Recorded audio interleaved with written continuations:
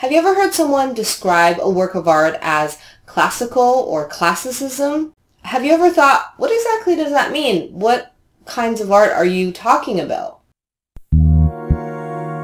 The words classical and classicism are kind of tricky because they really can mean tremendously different things depending on what you're talking about and what context it's used in. It means something different depending on if you're talking about music or philosophy or the fine arts. And even in the fine arts, it can mean something different depending on if you're talking about architecture or sculpture or painting. So let's try to go through some of this information together and hopefully get rid of some of its confusion. In a general sense, classicism means things like clearness, simplicity, elegance, and symmetry. In some contexts, it could also mean formal, restraint, and a strict adherence to academic ideals and rules. This is because the term is almost always used to refer to artworks that follow the traditions and artistic styles of ancient Greece and Rome, which were civilizations that at one point developed very formal academic principles. It is, of course, a very Eurocentric term to refer to Greek and Roman traditions as the defining formal academic principles when it comes to art and architecture and aesthetics. But the discussion of Eurocentrism in art can really be an entire episode or even a series of discussions on its own. So for now, we'll just accept the common usage of the term just in order to ease our understanding. There are about 3 general distinct periods for us to distinguish. The first is the age of classical antiquity. This is essentially the original age of classicism that took place in the ancient Greco-Roman world. The next term is classicism, also sometimes known as classical revival, which is in fact a revival of the Greco-Roman traditions. And this took place roughly around the 15th to 16th centuries. The next term is neoclassicism, which basically is another revival of that revival, and this took place in about the 18th to 19th centuries and spread to a much larger region.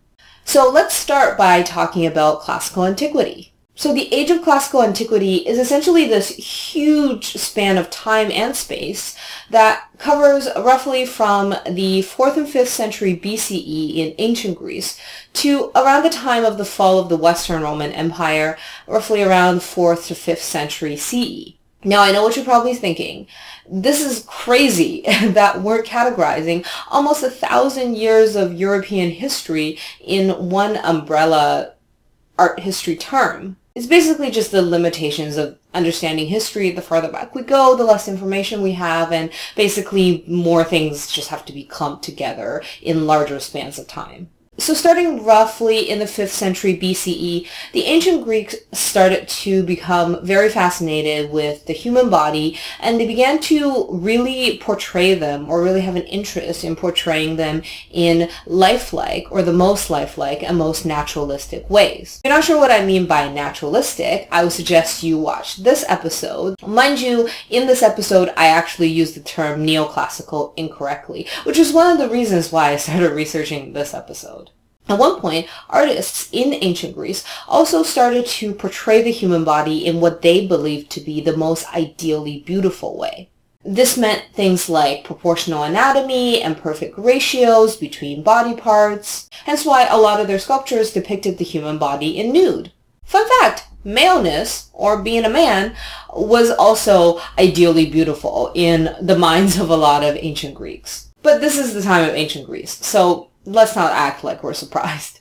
Classical antiquity also had many rules surrounding architecture. Again, it's very extensive, so we don't really have time to get into the specifics today. But in general, they're grouped into these guidelines called orders that dictate styles and proportion. And essentially, they're based on the writings of famous Roman architect/engineer Vitruvius, who published the famous 10 books on architecture in around the 1st century BCE. Before you guys start sending me messages, I know there are of course a lot of differences between the earlier Greek architectural practices and the later Roman traditions, but again, that's just a story for another time. Man, there are a lot of stories for another time in this episode. And on that note, you're going to have to wait until the next episode to find out about the age of classicism and classical revival. And you're going to have to wait until the next episode to find out about neoclassicism. So in the meantime, until then, why not subscribe so you don't miss those episodes?